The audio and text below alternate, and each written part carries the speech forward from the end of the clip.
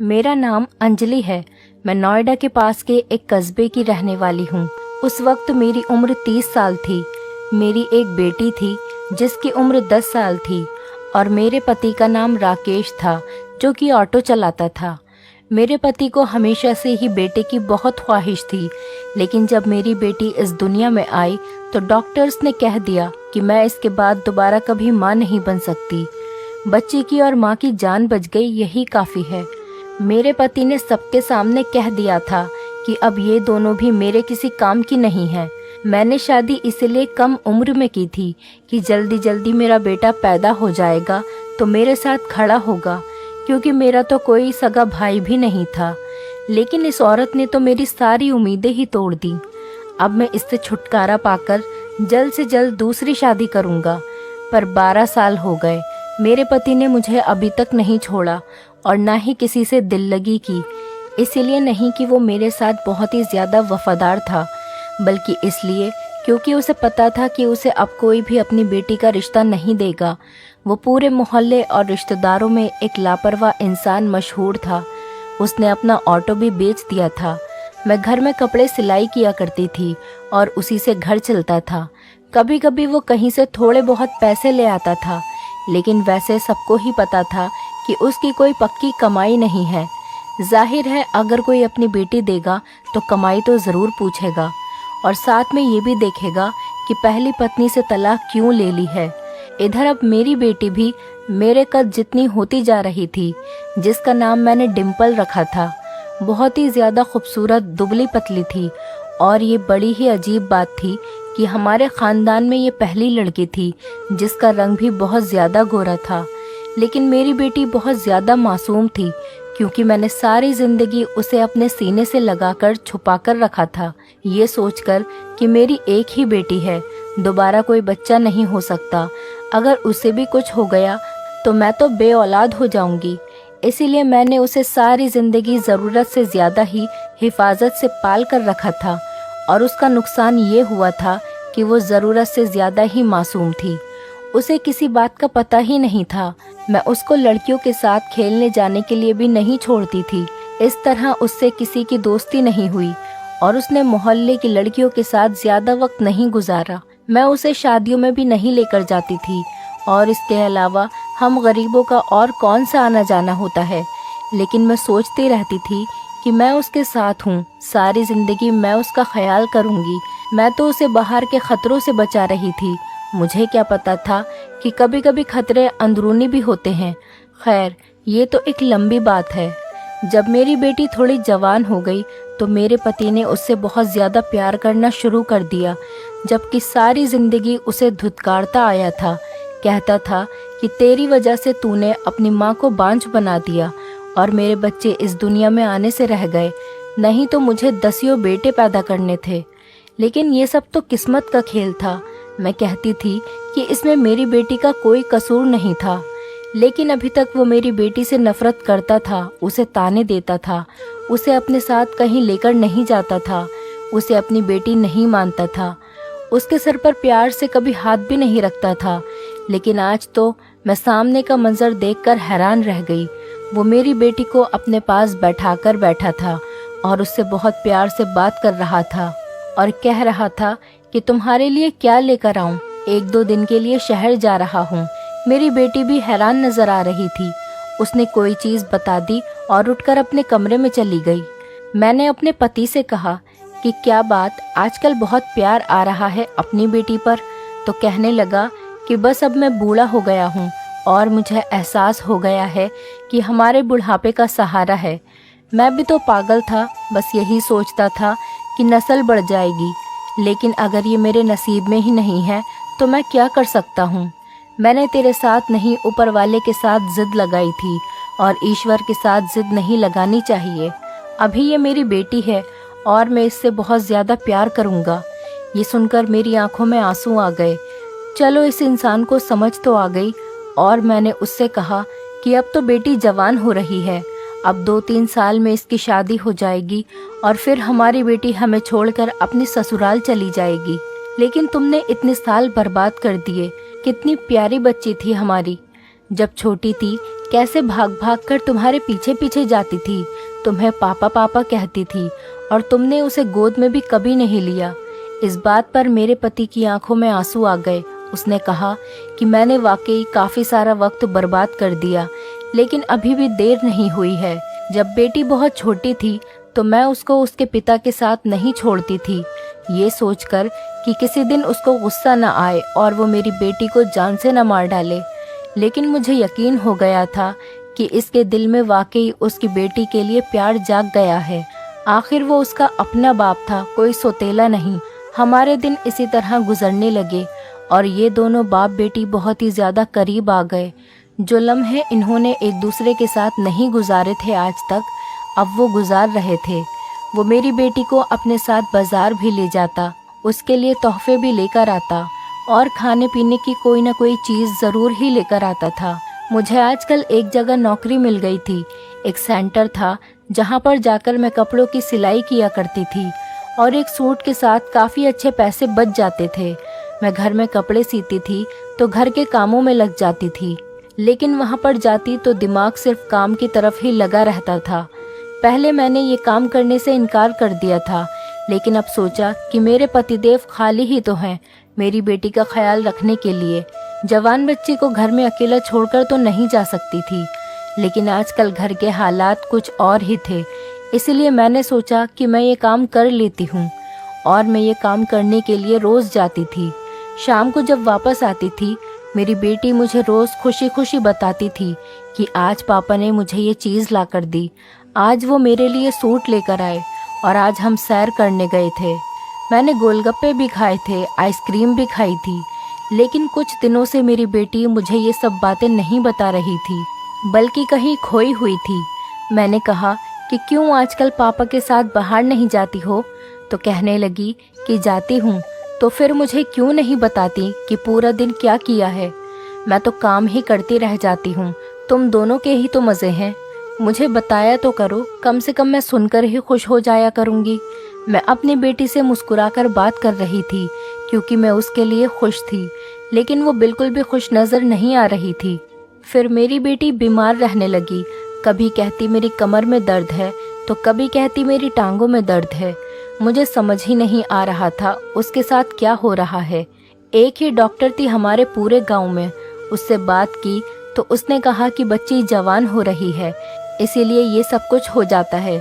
तुम ज़्यादा फिक्र मत करो, जब इसे दर्द हो तो दर्द की गोली दे दिया करो, इसकी खुराक बेहतर करो, दूध वगैरह दिया करो तो ठीक हो जाएगी। मैंने कहा कि ठीक है। मैंने उस बात पर ज़्यादा ध्यान नहीं दिया और अजीब बात ये भी थी कि आजकल मेरा पति वैसे तो बहुत खुश था, उसका मूड भी बहुत अच्छा था। काफ़ी दिनों से उसने मेरे साथ झगड़ा भी नहीं किया था, घर में पैसे भी लेकर आ रहा था, लेकिन मुझसे दूर दूर भाग रहा था। हमारी कौन सी अभी इतनी उम्र हुई थी, और अगर वो इतना ही खुश था तो थोड़ी सी मोहब्बत मेरे साथ भी तो बांट सकता था। सारी ज़िंदगी तो मेरे साथ लड़ता ही रहा था, लेकिन वो मुझसे ऐसे दूर भाग रहा था जैसे मैं उसके लिए गैर हूँ। मैं उस बात पर थोड़ी हैरान थी, लेकिन मेरे इतने काम थे कि मेरे पास कुछ और सोचने और करने के लिए वक्त ही नहीं था। एक दिन मैंने अपने पति को कहा कि अपनी बेटी के लिए कोई रिश्ता देखते हैं।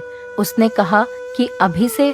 तो मैंने कहा कि रिश्ता होते हुए भी तो 1-2 साल लग ही जाएंगे और शादी भी तो जवानी में ही होनी चाहिए। अभी तक हम लोग भी जवान हैं और देखो भगवान की करनी हमारी बच्ची भी जवान हो गई है। हमने कौन सा इससे नौकरी करवानी है, जब कुछ नहीं करवाना तो शादी करवा देते हैं। मेरे पति ने कहा कि नहीं, अभी तो नहीं, अभी तो ये बहुत छोटी है, मैं तो इसकी शादी 20 साल की उम्र तक ही करूँगा। जब तक ये 20 साल की नहीं हो जाती मैं इसकी शादी नहीं करूँगा। मैंने कहा कि 20 साल तो बहुत ज़्यादा हैं, 18 साल सही है। तो उसने कहा कि नहीं, जब तक लड़की समझदार न हो जाए उसकी शादी नहीं करनी चाहिए, इससे पहले उसकी शादी करना जुल्म होता है। मैंने कहा कि काश मेरे बारे में भी कोई ऐसा सोच लेता, तुमने तो मुझ पर 16 साल की उम्र से ही जुल्म करना शुरू कर दिया था। उसने कहा कि हम तो अनपढ़ जाहिल लोग थे, हमें किसी बात का पता नहीं था, कोई मशवरा देने वाला भी नहीं था, हमारे माँ बाप भी हमारी तरह ही थे, लेकिन अब हमने दुनिया देख ली है तो अब हम भी ऐसा फैसला नहीं करेंगे और फिर हमारी एक ही तो बेटी है। मेरे पति ने ये बात बड़े प्यार से की थी, वरना सारी जिंदगी इस बात को उसने मेरे लिए ताना ही बनाया था कि एक ही बेटी पैदा कर पाई, उसके बाद बांझ हो गई। क्या करूं मैं इसका? ये कोई मेरी नस्ल थोड़ी बढ़ाएगी, ये तो मेरा खर्चा करवाकर अपने घर चली जाएगी। बहुत दिल दुखाया था मेरे पति ने मेरा, लेकिन मैंने उसे फिर भी माफ़ कर दिया था, ये सोचकर कि वो मेरी बेटी का बाप है। लेकिन मुझे ये नहीं पता था कि एक दिन वो कुछ ऐसा कर बैठेगा कि मैं उसे माफ़ नहीं कर पाऊंगी। एक दिन मुझे मेरी बेटी की तबीयत सुबह से ही कुछ ठीक नहीं लग रही थी और फिर ऐसा हुआ कि वो दोपहर तक बेहोश हो गई। मैं उसे डॉक्टर के पास ले गई तो डॉक्टर ने ऐसी बात बताई कि सुनकर मैं हैरान हो गई। मैंने कहा कि मेरी बेटी ऐसी बिल्कुल भी नहीं है। उसने कहा कि आपकी बेटी के साथ वही हो रहा है जो नहीं होना चाहिए। मैं अपनी बेटी को घर लेकर आई और फिर उसके मुंह पर थप्पड़ मार के पूछा कि तूने किसी के साथ कोई चक्कर तो नहीं चलाया। वो मेरे पैरों में गिरकर रोने लगी कि मैंने ऐसा कुछ भी नहीं किया माँ। फिर उसने मुझे ऐसी बात बताई कि आज ऐसा लगा कि जैसे आसमान मेरे सर पर गिर गया हो, मेरे पैरों के नीचे ज़मीन ही ना हो और दुनिया के सारे पत्थर मुझे लग रहे हैं। मेरी आंखें भर गईं। मैंने अपने आप को कमरे में बंद कर लिया और 2 घंटे के बाद बाहर निकली और बेटी से पूछा कि झूठ तो नहीं बोल रही। उसने कहा कि सच बोल रही हूँ माँ, मेरी बात का यकीन कीजिए। फिर रात को मेरे पति ने ऐसा मंजर देखा कि वो हैरान रह गया। मैंने अपनी बेटी को अपने कमरे में सुलाना शुरू कर दिया। मेरे पति ने कहा कि उसको यहाँ क्यों सुलाया है, इसका तो अपना कमरा है। मैंने कहा कि अब से ये यहीं सोया करेगी। उसने कहा कि फिर मैं कहाँ जाऊँ? तो मैंने उससे कहा कि तुम्हारी जहाँ मर्जी वहाँ चले जाओ। मेरे पति ने कहा कि तुझे क्या हो गया है, तूने अपना मुंह क्यों बना रखा है? मैंने कहा कि मैंने मुंह नहीं बनाया, मैं अपनी बेटी को गले से लगाकर ही सोऊंगी। और अभी भी मेरी आंखों से आंसू निकल रहे थे। अगले दिन से मैंने काम पर जाना भी छोड़ दिया और फिर से घर में ही कपड़े सीने लगी। मेरे पति ने कहा कि काम पर क्यों नहीं जा रही? तो मैंने कहा कि काम छोड़ दिया। मेरी इस बात पर वो बहुत हैरान हो गया। उसने कहा कि इतना अच्छा काम तुमने क्यों छोड़ दिया? मैंने कहा कि हाँ, मैंने छोड़ दिया, और वैसे भी तुम्हें क्या, अच्छा हो या बुरा, मेरा दिल नहीं किया करने का तो मैंने छोड़ दिया। और तुम भी अपने ऊपर तवज्जो दो, जो तुम कर रहे हो अच्छी बात नहीं है, इसीलिए अपने आप को बदलो। ये सुनकर मेरे पति ने मुझे हैरानी से देखा। पता नहीं क्या बोलती रहती है ये पागल औरत। दरअसल उसको मेरी बातें समझ में आ गई थी। इतना तो वो कोई छोटा बच्चा नहीं था। मेरा इशारा यही था कि वो अपने आप को सुधार ले, और वो इस बात पर लड़ाई करता कि इसको कमरे से निकालो। मैंने अपने पति से कहा कि मुझे कोई ज़रूरत नहीं है तुम्हारी, और वैसे भी तुम्हारा मेरे बगैर गुजारा होता है, तो अब क्या है? उसने कहा कि पत्नी हो तुम मेरी, मुझे तुम्हारी ज़रूरत है। मैंने कहा कि मुझे तुम्हारी ज़रूरत नहीं है, मेरी बेटी मेरे साथ ही सोएगी। अगर तुमको कोई मसला है तो फिर मैं अपनी बेटी के कमरे में चली जाती हूँ। लेकिन उस कमरे के अंदर दरवाज़ा नहीं था, इसलिए मैं वहाँ नहीं जाना चाहती थी। हम लोग गरीब थे, हमसे एक दरवाज़ा भी लगाया नहीं जा रहा था। दिन इसी तरह गुजरने लगे और मेरी बेटी की तबीयत ठीक होने लगी। मैं घर में काम नहीं करती थी, इसीलिए मुझे बहुत नुकसान हो रहा था। हमारे घर के हालात फिर से ख़राब हो गए। मेरे पति ने सामान लाना फिर से छोड़ दिया। अब मैं उसके साथ अपनी बेटी को कहीं बाहर नहीं जाने देती थी। मैं कमरे में सुकून से सो रही थी।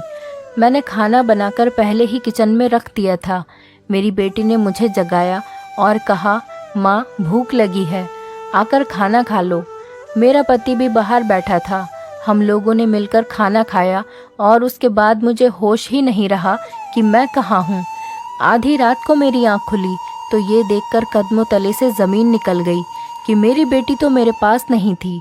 मैं फ़ौरन उठी और बाथरूम की तरफ गई कि शायद वो बाथरूम में होगी, लेकिन वहाँ पर भी नहीं थी। इसके बाद मैंने ऐसा मंजर देखा कि मेरे कदमों के नीचे से ज़मीन निकल गई। मेरी बेटी अपने कमरे में सो रही थी और मेरा पति चारपाई पर बैठा था। मैं उसे कुछ पल देखती रही। उसने कहा, क्यों पागलों की तरह घूर के देख रही है? उसने कहा कि जाकर सो जा चल और यहाँ से जा। उसने खाने में नींद की दवाई मिलाई थी, वरना मुझे कभी भी ऐसी बेहोशी वाली नींद नहीं आती थी। मुझे पता ही नहीं चला कि मेरी बेटी कब उठकर गई। सुबह मेरी बेटी को बुखार था और उसको होश ही नहीं आ रहा था। मैं बहुत ज़्यादा परेशान थी। एक मोहल्लेदार औरत को उसके पास बैठाया और दिल में एक फ़ैसला कर लिया। मैं मोहल्ले में गई और पाड़ वाले की दुकान से फावड़ा ले आई। रात को पूरे मोहल्ले की बिजली ख़राब थी, लेकिन सर्दियाँ थीं, इसीलिए सब लोग सुकून से सो रहे थे। हर तरफ सन्नाटा पसरा हुआ था, बहुत खामोशी सी छाई हुई थी। सुबह हुई तो मेरी आंख जल्दी ही खुल गई थी और मैं अपने काम में व्यस्त थी, लेकिन अचानक दरवाजे की कुंडी बजी। बजाने वाले का अंदाज ऐसा लगता था कि जैसे वो कोई पुलिस वाला हो या फिर कोई डाकू। बहुत ही बुरी तरह से कुंडी बजा रहा था। मैं घबरा गई और मैंने फैसला कर लिया कि मैं दरवाज़ा नहीं खोलूंगी। मेरी बेटी भी उठ गई और उसने कहा कि माँ, क्या हो रहा है और आप क्या कर रही हैं? ये आंगन क्यों खुदा पड़ा है और पापा कहाँ हैं? मैंने कहा कि उस आदमी को पापा कहने की ज़रूरत नहीं है। मेरी बेटी ने मुझे देखा तो उसके मुंह से चीखें निकल गईं। उसने कहा कि आपके कपड़ों पर ये क्या लगा हुआ है? मैंने कहा कि पागल, ये तो बाथरूम में गिर गई थी ना, इसलिए कई जगह चोटें लग गई हैं और यही वजह है कि मेरे कपड़ों पर ये सब लग गया है। तुम घबराओ नहीं, मैं तेरी माँ हूँ ना, मैंने सब कुछ ठीक कर दिया है। लेकिन बाहर बार बार कुंडी बज रही थी। उसने कहा कि दरवाजे पर कौन है और ये हमारे घर का दरवाज़ा क्यों तोड़ रहे हैं? मैंने कहा कि अपना सामान उठा और बराबर वाली आंटी के घर चली जा और वहाँ पर ही रहना जब तक कि मैं तुझे लेने के लिए नहीं आती। मैं बहुत घबरा गई और मैंने उसका थोड़ा बहुत सामान पैक कर दिया और बराबर वाली के घर भेज दिया। वो मेरी बहुत अच्छी सहेली थी। मैंने अपनी सहेली को अपने सारे जेवर और जमा किए हुए सारे पैसे दे दिए। मैंने कहा कि जब तक मेरी बेटी तुम्हारे पास है, इसका बहुत ज़्यादा ख्याल रखना और ज़रूरत पड़ने पर कुछ दिनों के लिए इसे दूर भेज देना और इसको यहाँ से लेकर चली जाओ। और तू हमेशा कहती थी ना कि ये तुझे अपने बेटे के लिए बहुत पसंद है, तो इसे अपनी बहू बनाना और हमेशा अपने पास रखना। मेरी सहेली को सब कुछ पता था कि मैंने क्या किया है। सच्ची सहेली होने की वजह से वो मुझसे ये वादा करके गई कि मेरी बेटी का बहुत अच्छे से ध्यान रखेगी, अपनी औलाद से भी ज़्यादा। और अब मेरी बेटी उसके हवाले थी। मेरे पास खोने के लिए कुछ भी नहीं था। मैं घर में बिल्कुल अकेली थी। लोग बार बार कह रहे थे कि बहन, दरवाज़ा खोलो, नहीं तो हम दरवाज़ा तोड़ देंगे। और जब मैंने दरवाज़ा नहीं खोला तो उन्होंने दरवाज़ा तोड़ने की तैयारी कर ली। मैं डरी हुई थी, पर जिसका डर था वो तो पहले ही हो चुका था। मैंने अपने आंसू साफ कर लिए। कुछ देर के बाद दरवाज़ा टूट गया। पुलिस वाले और कुछ न्यूज़ चैनल वाले अंदर आ गए और सामने का मंजर देखकर हैरान रह गए। उन्होंने जब आंगन खुदा हुआ देखा और वहाँ की मिट्टी को गीला पाया तो वो सारा माजरा समझ गए। फिर पुलिस ने गड्ढे से मिट्टी हटाई तो वहाँ पर मौजूद सब लोगों की आंखें फटी रह गईं। मैं बिल्कुल ऐसे खड़ी थी कि जैसे कुछ हुआ ही ना हो। वो मुझे हैरान होकर देख रहे थे। लेडी कांस्टेबल ने मुझे पकड़ लिया और मैंने कहा कि मुझे कोई अफसोस नहीं। पूरे मोहल्ले में ये बात फैल गई थी। उन्होंने कहा कि बेटी कहाँ है? मैंने कहा कि वो किसी के साथ भाग गई है, मुझे नहीं पता कि वो कहाँ पर है। मैंने झूठ बोल दिया था। जाहिर सी बात है, मैं नहीं चाहती थी कि वो मेरी बेटी से सवाल जवाब करें और उसे भी पता चले कि मैंने क्या किया है। पर उस वक्त सबसे बड़ा सवाल ये भी था कि मेरा पति कहाँ था। वो वहीं था जहाँ उसे होना चाहिए था, क्योंकि जो उसने किया था उसके बाद उसकी वही जगह थी। वो लोग मुझे लेकर वहाँ से चले गए। हर इंसान मुझे ऐसे देख रहा था कि जैसे मैं इस दुनिया की ही नहीं हूँ, कि जैसे मैंने कोई ऐसा काम कर दिया है जो किसी से उम्मीद नहीं किया जा सकता। तो मैंने कुछ ऐसा ही किया था, लेकिन उस मुकाम पर पहुँचाने वाला भी मुझे मेरा ही पति था। कोई मेरे करीब नहीं आ रहा था। सब मुझसे ऐसे डर रहे थे जैसे मैं इंसान नहीं, कोई डायन हूँ, क्योंकि हरकत ही मैंने कुछ ऐसी ही की थी। उस पाड़ की दुकान वाले से भी पूछताछ कर रहे थे। उसने कहा कि इसने तो मुझसे कहा था कि मुझे बड़ा सा फावड़ा चाहिए, मेरे घर में कुछ काम चल रहा है। मुझे क्या पता था कि यह औरत ऐसा करेगी। मोहल्ले वाले भी कह रहे थे ये तो बड़ी अच्छी औरत है, सारे मोहल्ले के कपड़े सीती थी, अच्छी भली थी, बिल्कुल किसी के साथ ना कोई लड़ाई ना कोई झगड़ा। इसका तो ऐसा कोई मसला ही नहीं था। पता नहीं इसको क्या हो गया। हम लोग तो खुद हैरान हैं।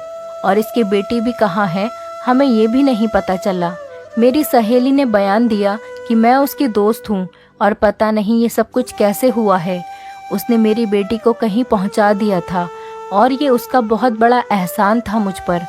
इसके बाद मुझसे एक मीडिया वाली लड़की ने बहुत प्यार से पूछा कि आपने आखिर ऐसा क्यों किया, अपने ही पति को मारकर उसको इस गड्ढे में दबाकर आपको क्या मिला। लेकिन मैं बोल पड़ी।